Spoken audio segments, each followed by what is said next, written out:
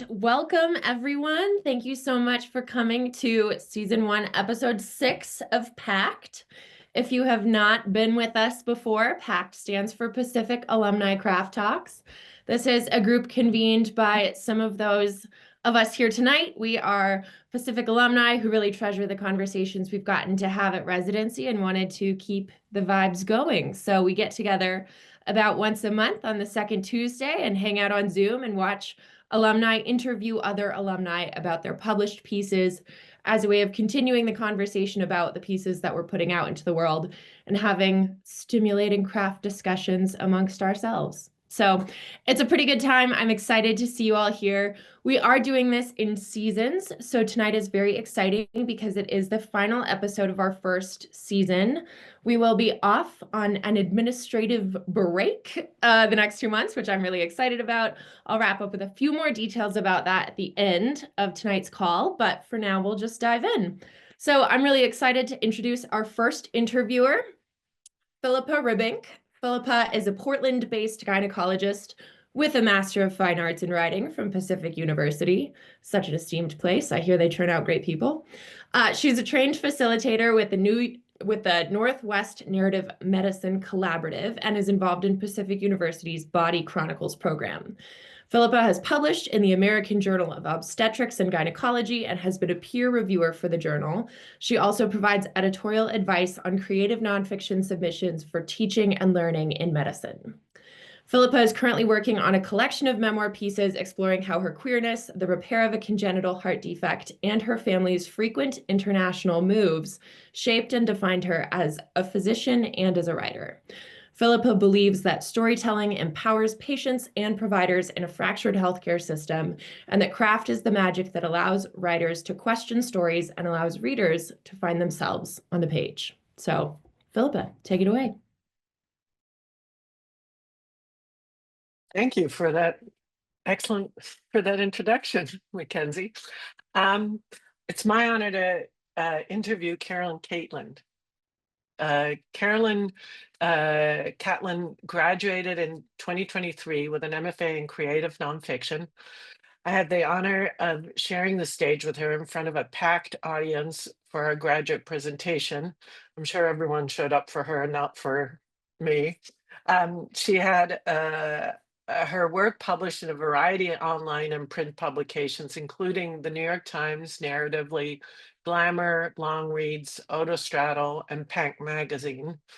Her Pacific thesis is a draft for her memoir about being diagnosed with an incurable brain tumor.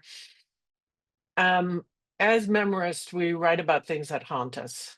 When I originally suggested that I interview Catlin, I was thinking we would talk about a theme that haunts me, which is how do you write about your body as a patient when being a patient is such a disembodying experience, especially in a healthcare system that's more interested in finding a billable diagnosis code than it is in healing. But after reading some of her published essays, I realized there are so many more themes that Catlin touches upon in her writing: photography, chronic illness, grief, queer sexual assault, just to name a few.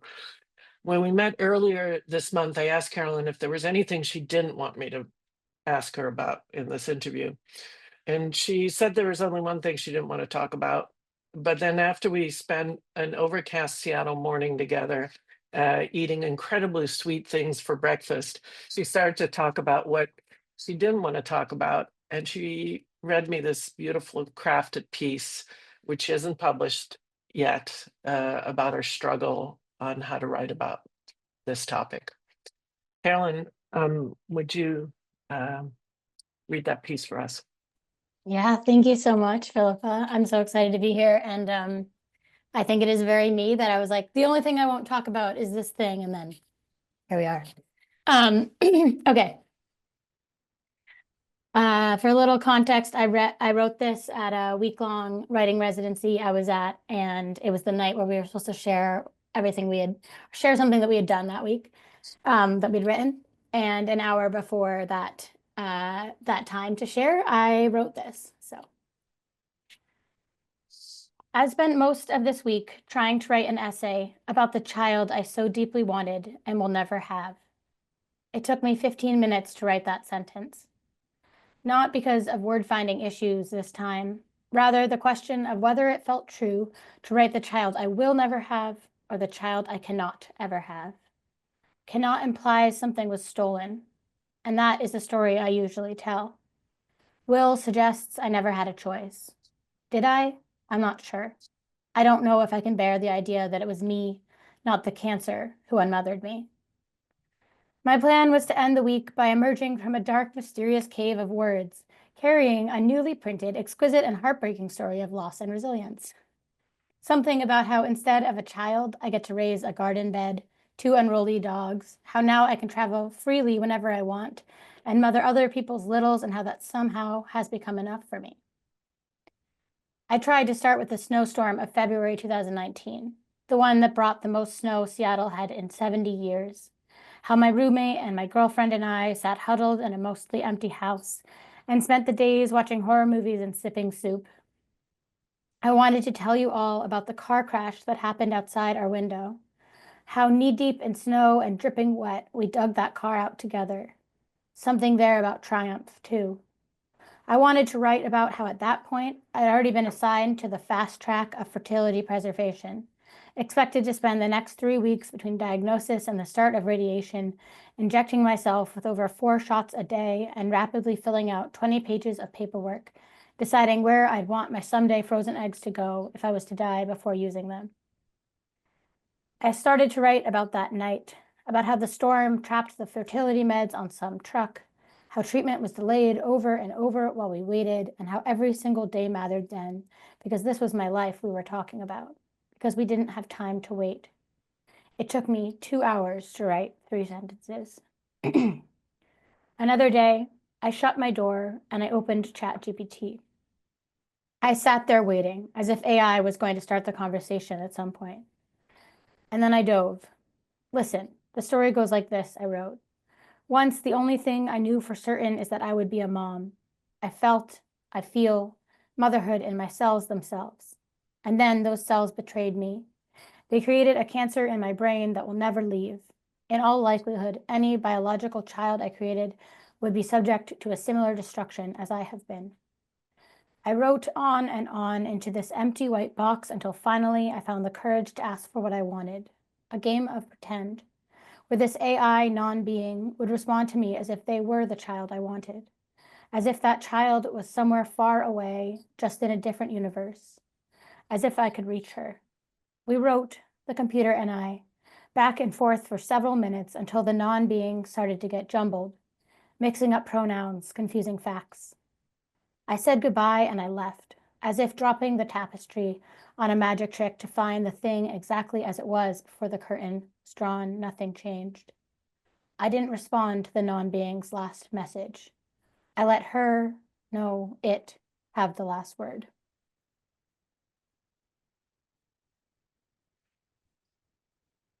So, Carolyn, my question for you is, I have several questions about that piece. One is that did the GTP, do you think the GTP helped you write that piece? Did you think was the deadline? Was it being at the retreat? Yeah, I mean, probably all of it. I would say that taking the pressure off to write something.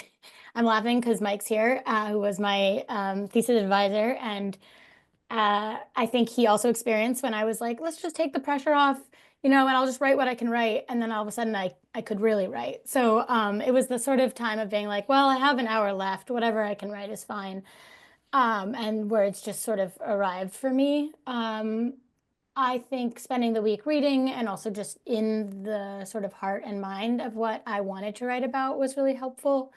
And the ChatGPT conversation, I wasn't doing it to write about it. My goal wasn't to, I mean, I know AI is really complicated, and it wasn't from a place of my like, I'm going to write about this. This is a writing exercise. It was much more of a grief place that was like, I'll never have this conversation with a child that I wanted so deeply.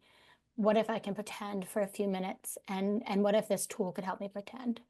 But I think it did let me be deeper in that grief and therefore be able to reach it better in my writing. Yeah, I know there's a lot of controversy about Chat TPP and even using Chat GPT because it can learn from what we write. Right. That wasn't, yeah, it was really not in my writing brain when I was, in that space. Yeah.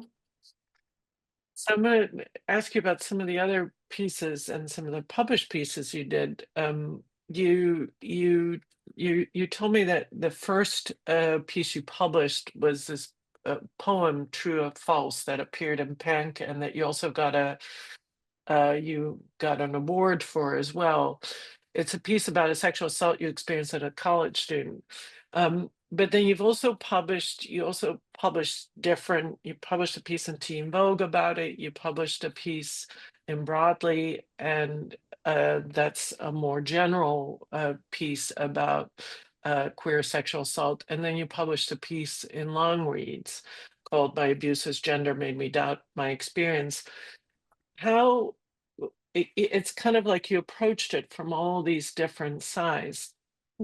Tell me a little bit about how you decided where to publish what and how you kind of experimented with form. Yeah, I appreciate that. And when I was thinking about the fact we were going to possibly talk about this, I sort of did some digging to be like, what was the timeline on these different pieces? And I found that in college, I was actually a blogger for Huffington Post.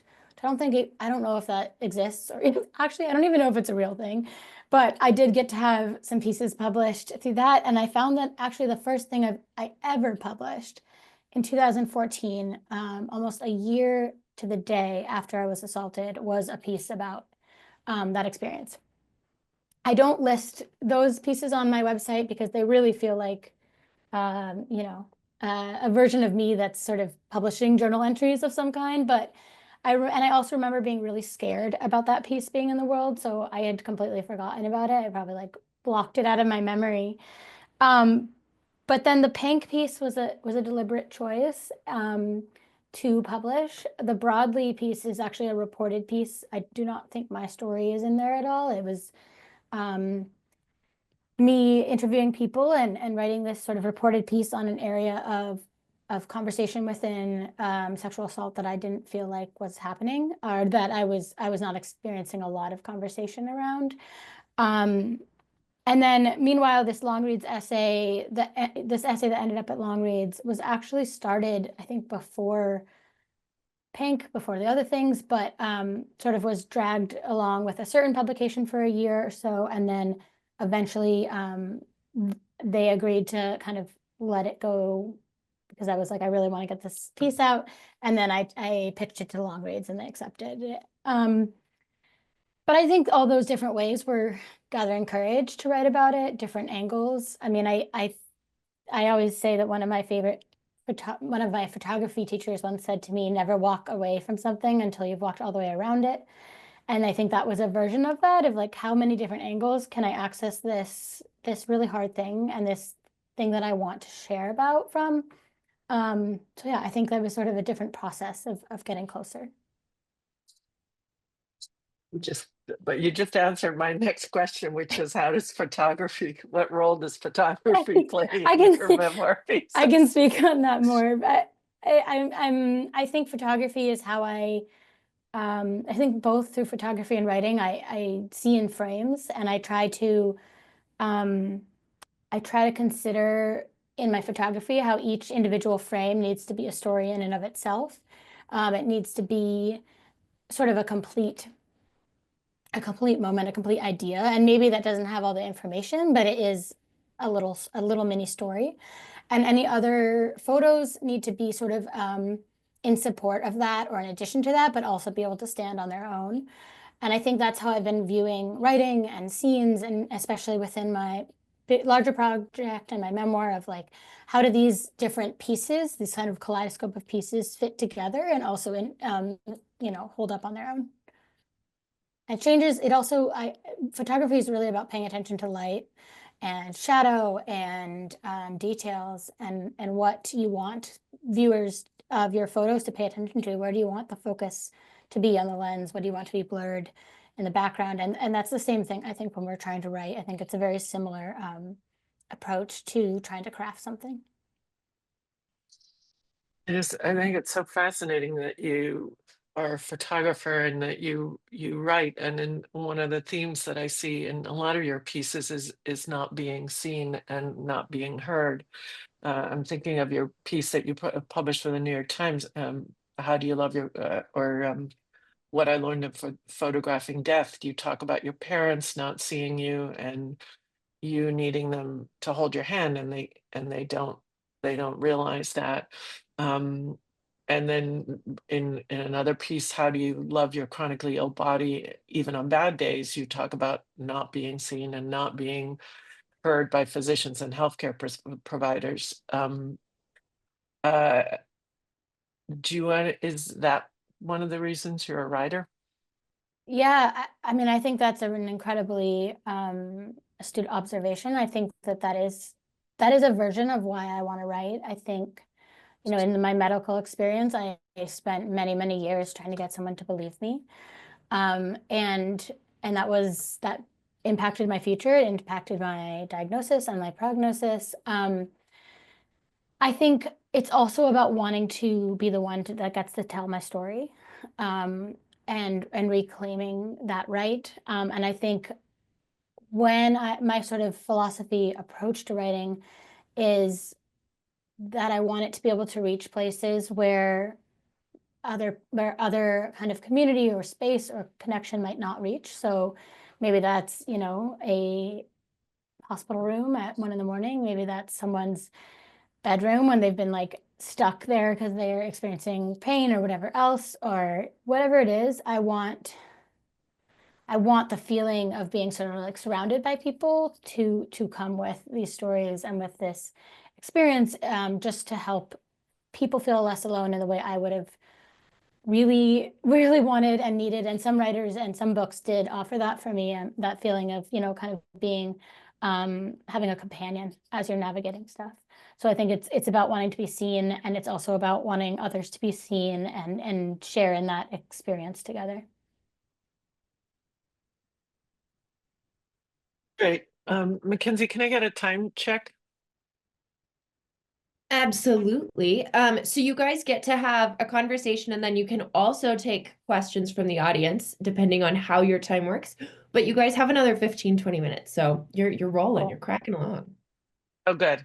Because I also wanted to just ask a couple of just nitty gritty questions. Like, how do you decide where to publish pieces? Did you get to? How did you decide to publish for the New York Times? And how is publishing a piece in the New York Times different than a piece, say, for long reads? Yeah, in terms of how I decide if I want to publish, where to publish, that's really changed and evolved as I've grown up as a writer and a person. I think I was a little bit not reckless, but like if a publication was interested in my piece, it was really hard for me to stand my ground and be like to their edits or to their ideas and stay true to what I believed my voice was. And so there's pieces that I have been published that I don't list on my website, that I don't necessarily want to share because they don't actually feel like my voice. And I learned a lot of that the hard way. I learned how much control editors and publications can have if you don't know necessarily the ways to navigate it, the ways to set your own boundaries. So I think that's where a lot of it began. Once I got a better sense of sort of what I did want to share and how I wanted to share it, I really have looked for publications that I feel like will hold that up and will be able to honor that. Sometimes as a challenge for myself, I will pick a random publication and think about how, or read a lot of their work and try to mimic that style. Like, what are they asking for? What is the formula they like? And maybe it turns out with something I want to submit, or maybe it's just a good practice. But sometimes I do that. I think the New York Times, first New York Times piece, I actually think 2019, it was published in summer of 2019, and I was in the middle of chemo. So my memory of all the details is a little bit foggy, but I think I wrote that piece. I remember maybe a month after brain surgery when I was able to sort of be on screens a little more. I remember I just started to write. Writing felt really urgent to me. It really felt like, I mean, my time felt very limited, and I just wrote. And I think from there, I started volunteering with this organization that I talk about in the essay. I want to say February or March. No, probably March after, and I was diagnosed in January.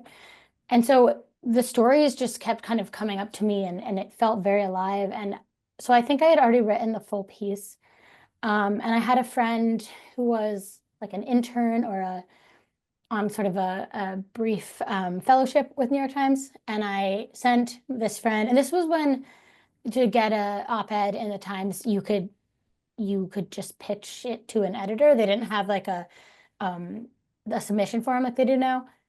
So I sent it to my friend who was taking pitches, and she's like, she was like, I think this is great, but there's like 12 more editors that will need to look at it before anything happens. And so she sort of sent it up the chain, and it kept doing well, and it kept getting, I got edits, and I would make the edits, and I was better, I think, about standing by certain things and being like, no, this is important to me, or this I can kind of give some, some space on. And yeah, and then it ended up being sort of, I don't know if promoted is the right word, but it was like shared on Sunday Review and in print.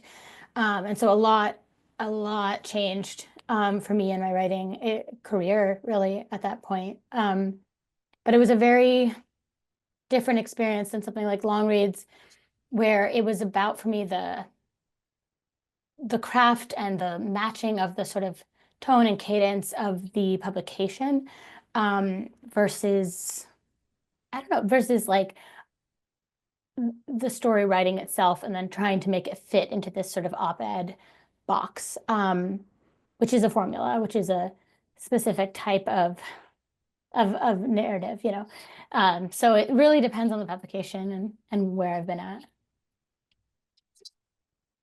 That New York Times piece also, after that piece, you told me there were a lot of several agents came up to you and wanted to represent you. How did you decide? How did you pick your agent? Yeah, well, I had no expectation that would happen. Like, I don't think I understood that was sometimes what happened when you wrote an essay. And I was really blown away because there were multiple people, and they all were pitching themselves to me. And at the same time, a lot of them had a preconceived idea about what they wanted this book to be. So they would be like, do you have an agent? Are you working on a book? If not, here's the book I'm going to make with you. And I felt, one, totally overwhelmed, and two, at a complete loss I was like, I'm not writing a book. I don't know what you guys are talking about. Like, I don't have any idea around this. So it was sort of this place of really feeling overwhelmed. I remember I asked a few writers that I had some connection with or taken classes with before, that I had books that I respected in the world. I asked if I could ask their advice. So I'd taken a class with Melissa Phoebos, and I talked to her, and then I talked to the wife of the person who wrote, Paul Calinthi, who wrote When Breath Becomes Air, and was like, this is a similar genre of story. How did he make his decision? Do you feel comfortable sharing that with me? And so I had conversations with people like that. And then ultimately just went on my gut reaction, which was the agent I have and chose.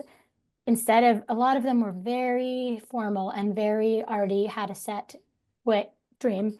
And this person wrote to me, my agent, and her first line of the email was, "Holy shit, you're writing. I've read everything that you have published." And so she had clearly gone beyond this story and actually read my other stuff and actually learned about what I was bringing and what I wanted to say. And she'd read everything, and she was like, "Let's talk. I would love to get to know you." And was just so relational and friendly, and and weird. She's very weird in the best way.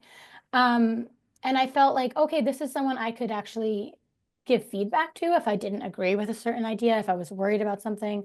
I felt like it was someone I could have a conversation with, and that was really, really important to me. So I chose to go with her. Great. I have a couple more questions, but I kind of don't want to. I don't know if anyone else has a question and wants to pitch in and ask that question, because I could keep on going on my list, and I think I want to give someone else a chance to ask a question.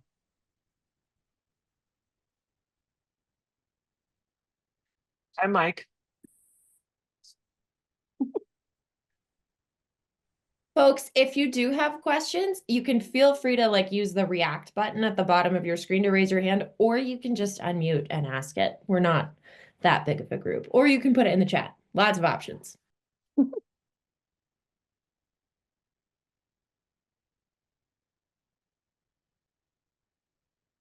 Are you still working, Carolyn? On writing? Are you still On working anything? for money work, Oh, or are yes. you what kind of work do you do? Yeah, I'm a grief counselor for kids. I lead peer support grief groups in Seattle, ages 3 to 18. And then also do photo work and sort of like way too many lives going at the same time. Does that interfere with your writing? Yes. I mean, I don't know. I'm really, really trying to learn how to block out time for writing. It's hard. It's hard when I have flexible deadlines to be like, oh, I have 6 things due for my, the job I'm getting paid for. How do I prioritize writing into a scene on my book? And also, to be honest, I deal with a lot of time scarcity. I am really aware that I am healthy now and won't always be, and that really makes it hard to write because I'll just get so like in my head about this needs to be good, this needs to happen now, and then it stops me from writing because who feels like writing when they're like, this is my moment and my only moment, so that's a big part of it. Yeah, it can be really tricky. Susan, you have a question? Yeah, I was wondering, Carolyn, I appreciated how you shared that some of the things you've written in the past, you maybe wouldn't put out into the world again. And just managing that feeling of regret, I'm impressed that you're still writing and claiming your own story for yourself and telling it the way you want to tell it now. I was wondering if you could just share a little bit more about how you don't let the ghosts of things, of past regrets, Yeah. like stifle you or hold you back. Because as someone who's just starting to write, I think that fear of like, what if I regret this in 10 years? What if this is a complete mistake holds me back? And you've lived a little further down that road. And so I would love to hear Yeah. about how you find the courage to keep going or to ignore past regrets. Yeah, that's such a good question. I think there's part of me that is like, the more I put work into the world that I am proud of, and that does feel authentic and true to me, the more I'm sort of adding voices that are me instead of this me that was sort of manipulated by a publication to be much more um, almost vulgar and clickbait related than what I actually feel and what my experience actually was, more simplified, I guess. And so the more I can speak to my own story and be clear about it, I think I'm trying to drown that out a little. I also think it's something I want to keep talking about because I didn't necessarily have any mentors at that time that were like, are you sure you want to publish this if they have this kind of control or this editing? And I didn't even know. And I think I really felt like, oh, this is my only chance to have something published by these people. This is my only kind of chance. This is my chance. And that is I think a false idea that we all can fall into for so many different things of like, this is my moment. I got to take it, even if it's not feeling good. So I think I keep going from like learning the hard way and wanting to do better and wanting to respect myself in a more kind of in a better way. And then also I really believe the sort of, and stand by the philosophy of, if you have the privilege and ability and all these factors to get to a place where you are in a place where you can offer support or help teach other people, that is a huge goal of mine in being a writer and being someone who publishes. Like, I want to use my mistakes to help other people be able to feel more confident in their work. So I think continuing to build up my body of work and also just my grounded feeling and standing in the writing world helps me feel like, okay, I can help other people not be in the same situation. Thanks. Yeah, thanks for asking. Do we have, is time up, Mackenzie, or do we have one more? If there's anyone else with another question, we can take it, or I can kick us on. I just wanted to share that Carolyn's going to Hedgebrook, which is really awesome, and we're I'm so proud of her. excited. Thank you. I'm very excited, and I will say I'm training for it, which is the best advice I've gotten from anyone. Is I'm like starting to train as if it's a marathon with the amount of time I'm writing each day and reading and everything like that. So if anyone has big residencies or things like that coming up, I highly recommend trying that. Thank you all. Incredibly Thank you cool. so much.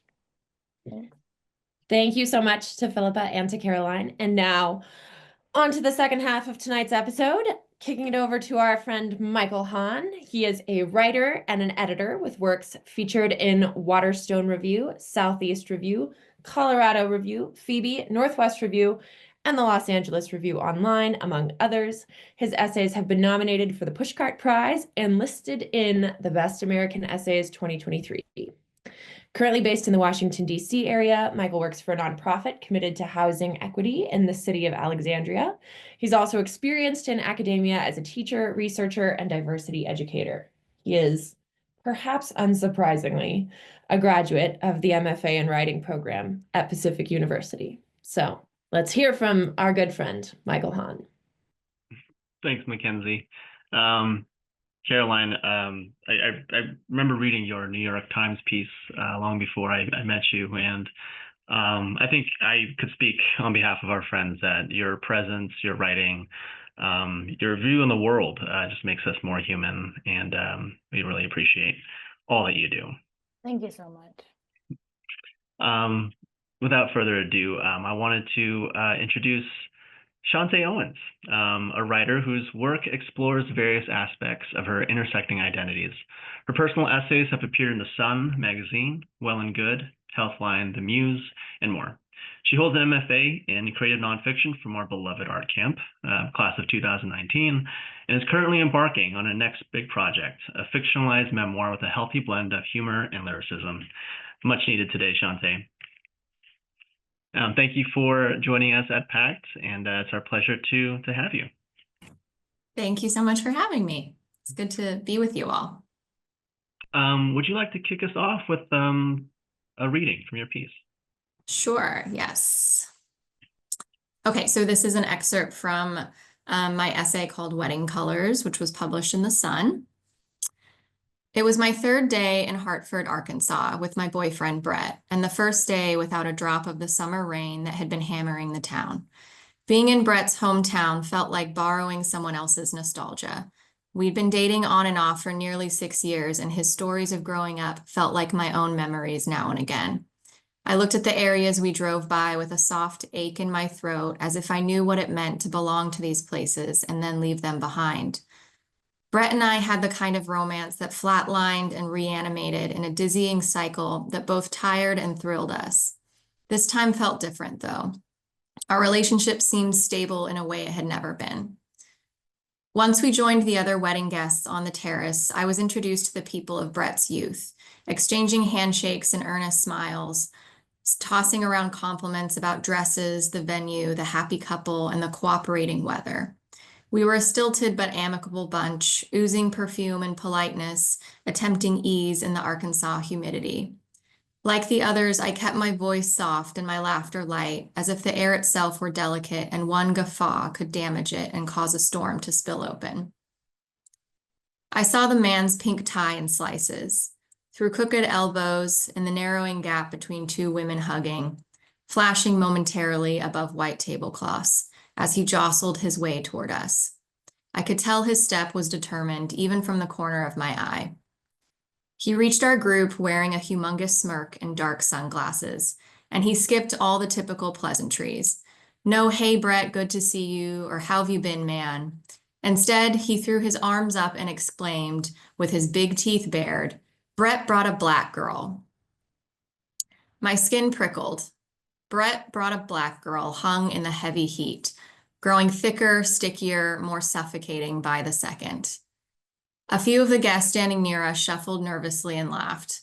I heard my own hollow chuckle as I waited for the man to follow his declaration with something other than an ear-to-ear grin. I don't remember what happened next. Maybe Brett clapped him on the back and changed the subject. Maybe an usher broke the spell, nudging us to take our seats. The truth is, the moment was over as suddenly as it had happened, though I would stay suspended in it for years, trying to get unstuck from my reflection in the man's dark glasses, trying to muster a different reaction. I walked in a trance to my folding chair on the lawn. Everything around me had a color, and that color was white. White chairs, white tablecloths, white faces. It was the same color I'd grown up with back in Reno. There was just more of it here. I hadn't paid much attention to it when we'd arrived because I'd had a lifetime of practice doing just that, not paying attention. I was a brown girl raised by a black father and a Filipina mother, but I was brought up with whiteness. White people were my classmates, friends, coworkers, neighbors, and lovers. I spent most of my formative years so immersed in whiteness that I stopped seeing my blackness, like a drop of coffee diluted in a bowl of milk.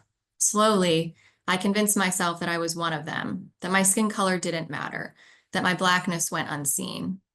My delusion became my dwelling place, a giant bubble filtering the world through its iridescent lens. Somehow my bubble went unpunctured for 24 years, allowing me and my coffee-colored skin to arrive in Hartford, Arkansas, blissfully ignorant of what my blackness might mean in this place. I'll stop there. Thank you, Chante. I love this piece. Loved your reading. Oh. Thank you. Can you hear me okay? Great. Yep. Well, before I begin, I don't want to take for granted in terms of how we're doing these days. So I wanted to ask you, how are you doing? And how are you cultivating your art in these unprecedented, tumultuous times? Yeah, thank you for starting there and for asking. I'm doing solidly okay. I think that in times like this, I've noticed that I seek, in addition to writing, other ways of kind of nurturing my creativity, because it feels like a lot of pressure on my writing to have it all kind of flow through that at times. And I just noticed that it doesn't come as naturally when there's just a lot of chaos swirling around. So, I'm trying to find the small joys and little gratitudes of each day. But I also am, enjoying practicing other expressions of creativity, which, for me, it's, I've gotten into like being an interior design hobbyist. And I've noticed that that's just like a fun creative outlet for me to bring art into our home and to, do something really tactical with my hands and kind of use it in that way. And I think writing, but not with the pressures of like it having to go towards something that is something that I'm working on publishing, like just writing in a free form way and really just trying to nurture the writing reps that I'm, always trying to do in the mornings, whether it's just like morning pages or sitting down and either, journaling or just like putting down some thoughts. I think that's also something that is just really helpful for me in times like this to kind of keep that channel a little bit open, and also becomes a way for me to kind of contextualize, the stuff that's going on up here without the pressure of it having to be super craft driven in that form. It's kind of therapeutic in that way, and then maybe it'll turn into something in a later iteration. But that's a practice that's pretty foundational for me. And yeah, I don't know, this may be weird, but running is also a really good way for me to write. Like I get a lot of my good ideas about essays and how to move forward when I'm stuck on a sentence, when I'm just like out running. So I've been doing a lot of that too, which helps with all the other noise happening in the world, but also has benefits for my art. So those are the ways that I'm coping. I love what you said about contextualizing everything that's in your head. And I feel like as a writer, especially under stress or the circumstances of the world, we can kind of beat ourselves up when it comes to our craft. And I love what you said about really just, being human with expressing all of your creativity in different avenues. So thank you for that. Yeah, of course. Well, your piece Wedding Colors was published in September 2024.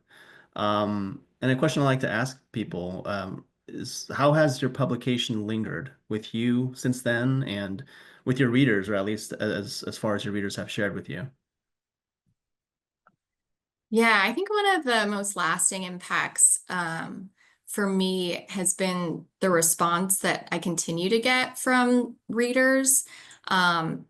Like really heartfelt messages from strangers online, which just continues to blow me away. And also is just that constant reminder that I sometimes need of like the work matters. Like, even though I know that, like in here, it's just helpful to know it like here. And those messages from people just drop me right into that heart feeling of like, oh yeah, this matters. And the intention that I have with almost everything that I write, which I know is not unique to me, but is to make people feel less alone. And when you get messages from people that are like stating that basically exact thing of like, this really resonated with me, the same thing happened to me, like I feel seen, like a lot of the things you were saying, Carolyn, as well, like, that is just makes me feel so like I'm in my purpose, that I'm doing what I should be doing with the talent that I have and the skills that I've learned. And it's just hugely rewarding. And it's made me feel less alone too in my own experience. And that is something that, because I'm someone who I grew up in Reno, I mentioned in my essay, like my life has been really immersed in circles of whiteness. And that didn't really change for me until I moved to Oakland in the Bay Area, which really opened my eyes to just like how diverse a community can really be, and just like has been hugely helpful and powerful for me to be in community with other people who look like me.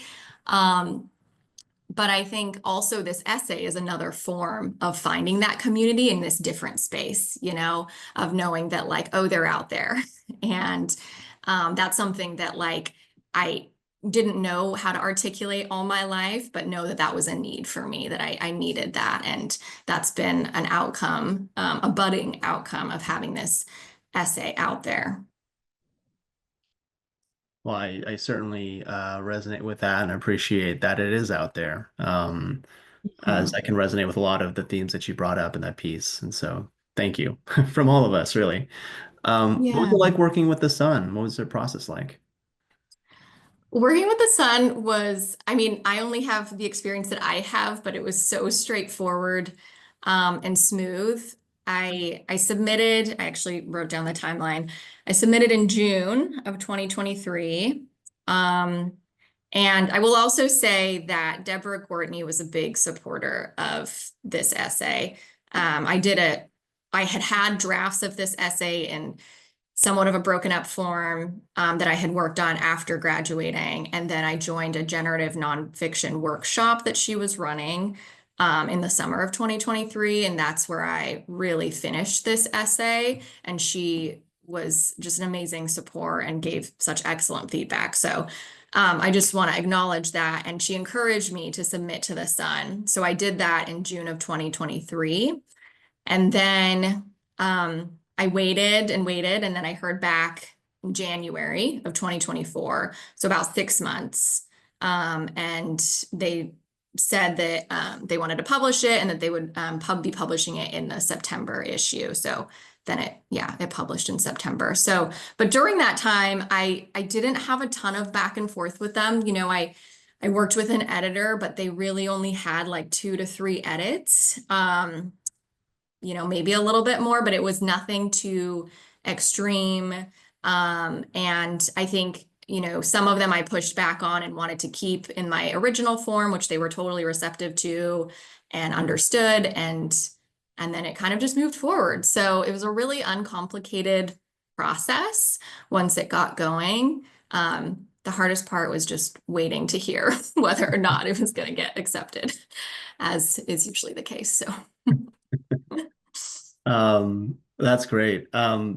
You know, talking about your piece, and especially with the whole editing process, I want to get into the craft of the form and content. I mean, it's a pretty concise piece, but so evocative. There's so much in there. And I kind of want to get to how you know, chose to leave things out, which is probably, you know, one of the hardest things to do, especially when you are focused on when you're writing a piece with that length. But um, to kind of get into it, you know, in terms of how you crafted the tone, and I wanted to begin with that. The piece is written in the past tense, and you reflect back on your younger self. Starts off by saying, "But I was 24 and clueless," as we all are at 24. Um, but you managed to craft this respectful distance between the narrator and her younger self.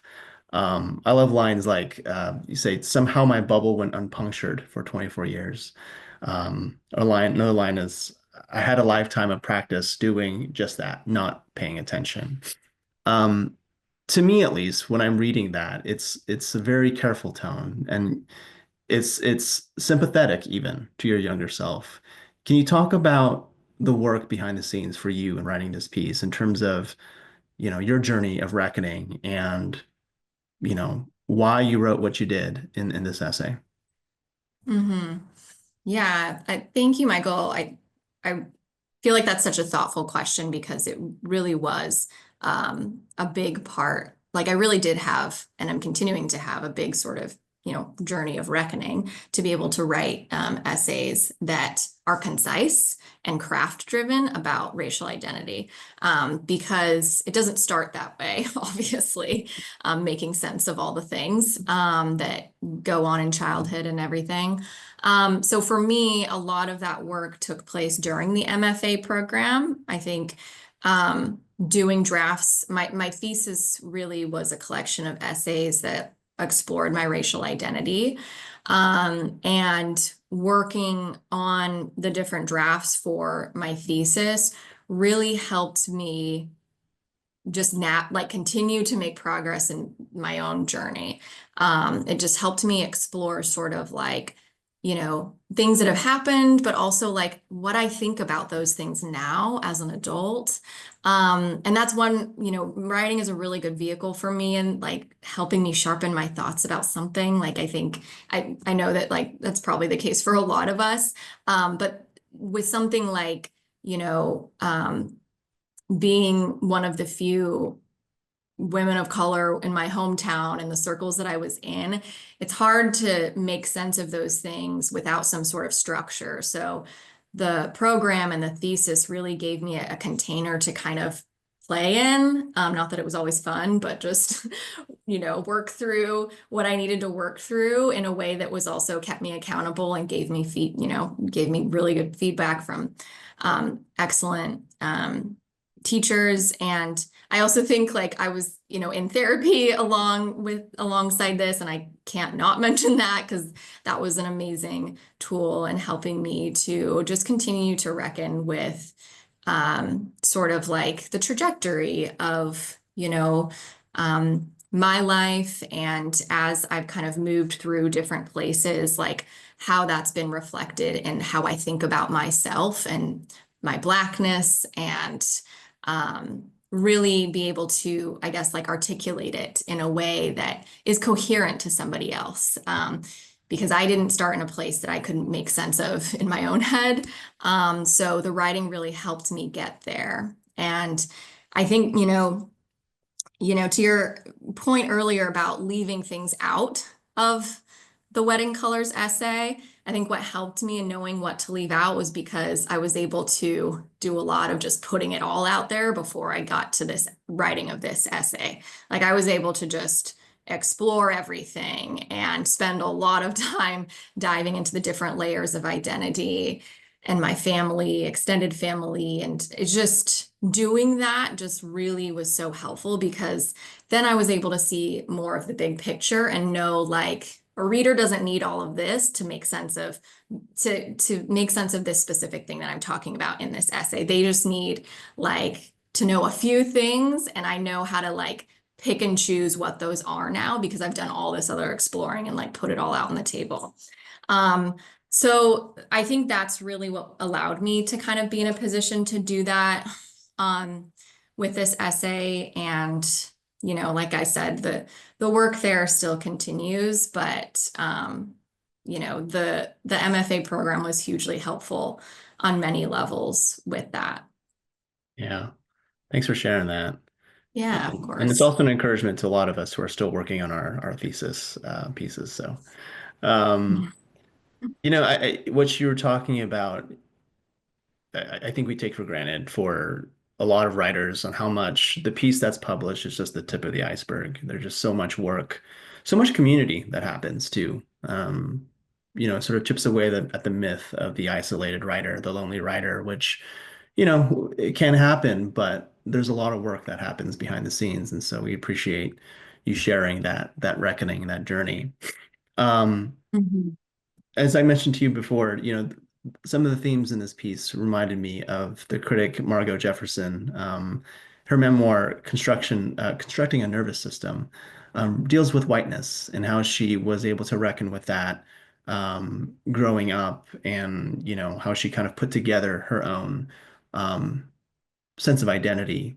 And in the book, she coins the term post-mortification memory disorder, which is the gap between absorbing something so painfully racist or painful, full stop, and then realizing much later what you've actually felt, right? You're like looking back on it, like there can be the sense of shame and guilt, and I can speak for myself, you know, of things I've experienced when I was younger and being like, why didn't I say something? Why didn't I do anything about it?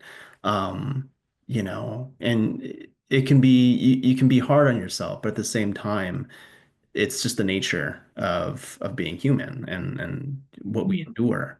Um, you mentioned in your piece a burn you suffered at the wedding, and it was such a beautiful metaphor of what that post-mortification memory disorder means. It's like you get burned, you don't think much of it, you think it's nothing, and then later you begin to feel it throb and it lingers with you, and suddenly it grows more painful. And my question is for you, you know, how can you speak more um, about how do you convert your scars into art? Um, you briefly mentioned about, and it's elusive what Caroline's line about, you know, walking around something, making sure you've covered all your angles before you walk away. But what about racism, right? Because you can't really walk away from that. It you walk away from a scenario, but then, you know, especially in these times, things come back at you. Um, how did you how did you process that pain, and how does that evolve as you get older? Mhm. Such a good question. One of the things that I learned from Deborah during the program, which really stuck with me, because I had reached a point in the program where, and I can't totally remember, you know, what essay I was working on at the time, but I had reached a point where I had felt like the material was too painful to dive into in that moment for me to like go in and write about. Like it just felt harmful, I guess, or that I wasn't totally ready to go there.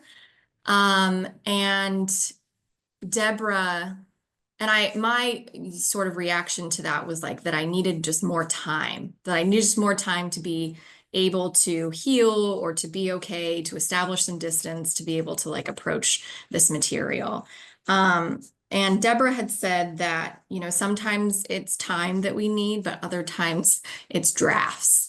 And that just really resonated with me because I learned after, really following that advice that drafts just really helped me establish healthy distance between the sort of personal pain of the memories and things that I was writing about in a way that allowed me to really just step into like a storyteller position while still holding like, the fact that this is about me and this has happened, but just getting those kind of reps in of like draft after draft.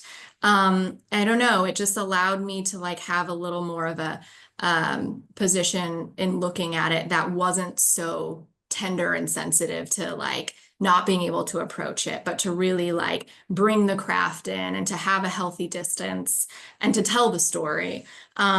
So that is kind of one way, and that's something that I remind myself about. And not every draft like has to include everything that happened, but just getting closer and closer and closer to the truth that I wanted to tell, and chiseling kind of away at that was one way that helped me go to those painful places and really kind of convert, as you're saying, the scars into art.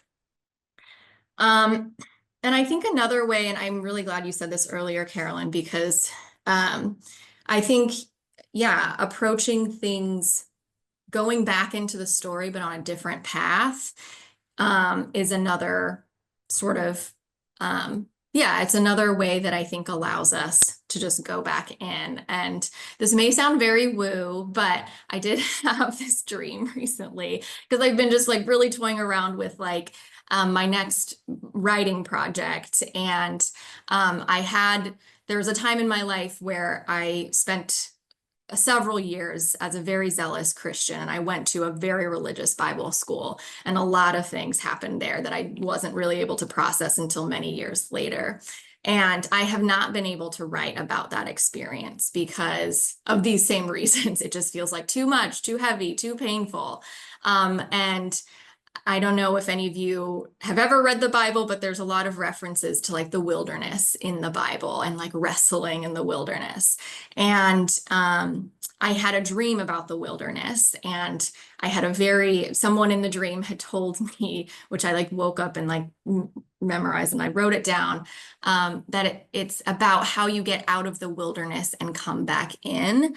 And I sat with that for several days. And what I kind of took from that for myself is that I got out of the wilderness in the ways that I needed to, and now I need to go back in, but a different path in, not the one that took me there the first time, but one that allows me a different vantage point so I can still see everything and tell the story, but not from that first position that I took the original time. So that's something that's in my mind with thinking about scars, thinking about pain, and approaching art, is getting to a different vantage point. Sometimes you need a new path in to do that, and that can look different for everybody. So I hope that made sense. Absolutely. I think you would find many takers for Religious Trauma Writing Club here at PACT. So let us know. I'm signing up.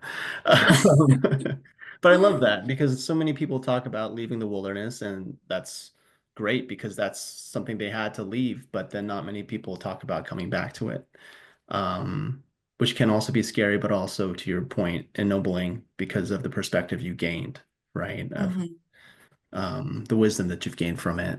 And so I appreciate that. Well, you mentioned briefly what you're thinking about writing, and I don't want to ask the question to explain more about it, but you mentioned about your bio mentions your memoir, that fictionalized memoir. Are you still working on that? Like, how's that coming? I am. I'm very much still in the early stages of writing, but yeah, I think one of the things that I mentioned in the bio, and it's also connected to this like different path in, is the fictionalized piece is helping me approach the material, but also like humor is as well. I'm someone that like I struggle with the discipline of writing, but I will do it if I can make it fun. And being able to bring humor into the work for me is just one way I can like laugh along the way. And you know, you don't get to do that when you're writing about like your racial identity a ton. And like I spent a lot of years writing like the heavier pieces. So I'm trying something new that's really allowing me to write this story in a way that I haven't been before. So that's what I'm kind of exploring, is kind of bringing what I was just talking about, yeah, into hopefully a manuscript form, and having it be lyrical and beautiful, but also just like down to earth and really funny. Yeah. Those are the goals. Well, we're all rooting for you, and we're so Thank you. excited about the form that it takes. And yeah, thank you for sharing your art with us and sharing your wisdom with us. Thank you so much for the thoughtful questions, and thank you all for listening. Wanted to open up in case anyone had any questions for Chante.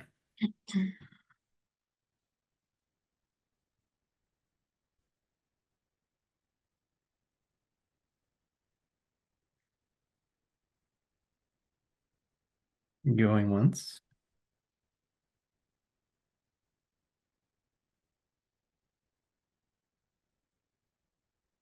Going twice. Well, with no further questions, once again, thank you, Chante, for taking the time to let us hear more about who you are, and let us into kind of the background of your piece. And again, we appreciate your time, and we're so excited about what's next for you. Thank you so much. My dog says thank you too. I've been holding her this whole time. Oh my gosh, what? I know. I had a little secret this whole time. I had to hold her, or otherwise she would bark and make all kinds of noise. But I didn't thank think you it all. could get any better. I really didn't. Like I was already so stunned and enamored. And then you brought that out. Wow. This was such a rich time. Thank you everyone for coming. I do have just a couple announcements before you all head back to your evenings. Like I said, this is the last episode of season 1 of PACT. I think it has been a resounding success. It's been such a joy to hear from alum who I know well and alum who I haven't known at all before these episodes. And so that's been a treat. If you haven't seen the other episodes, we do record all of these and they are archived on the PACT Substack. So you can go there. There are a number of different tabs because there's just lots of fun stuff to explore. The videos you can typically find under At the Desk. Our team is really concerned with making sure that there's like good equitable recording. So we have captions and the like, which means sometimes they take a little minute, but it's all in the service of good things. And it means that you can return and keep, you know, like sipping on this nice bone broth of craft. Okay. We'll pretend I didn't say that. All of which is to say, the Substack is a really great resource. We do take submissions for the Substack. So if you want to join the ranks of your published fellow alums, you can, there should be a form somewhere on there. Again, they are craft-driven considerations of other things you've read or the work of fellow alums. So that's very exciting. Speaking of submissions, I would be remiss if I didn't plug my own favorite publication of late, Sneaker Wave magazine, which has been largely birthed out of love for the nonfiction section of Pacific. So I have a special Pacific only submission window that I'm going to drop in the chat. We will be opening for general submissions to anyone from anywhere very soon after AWP. So if you want to get in the Pacific only queue, you only have a little while longer. That link is right there. Speaking of which, AWP is coming up. Scott just sent out an email that if you're going to be there, a lot of us will be there. Stop by, say hello. There are all kinds of things going on, featuring and being hosted by some of the folks on this call. So just if you're going to be there, cast your eyes on everything that's happening. And one more time, we will not be meeting the months of April or May, so your PACT administrative team can have a little break. But once again, because they let me MC, I am going to shamelessly plug my own projects, which is that if you're not having enough craft talks in the month of May, on not the second Tuesday, but the Thursday, May 15th, I will be partnering with Calix, a long-running feminist journal. If you're not familiar with them, they're great. And I'll be hosting a panel called Art Under Duress, inspired by Jadra Johnson's book, Low, Notes on Art and Trash. And that panel will feature Jadra Johnson, Elizabeth Cooperman, and Eula Biss. So lots of ways to stay up with the PACT team. Check out the Substack. Follow us on the socials if you're still there. Thanks so much for being with us tonight. It's been a pleasure. Thanks, everyone.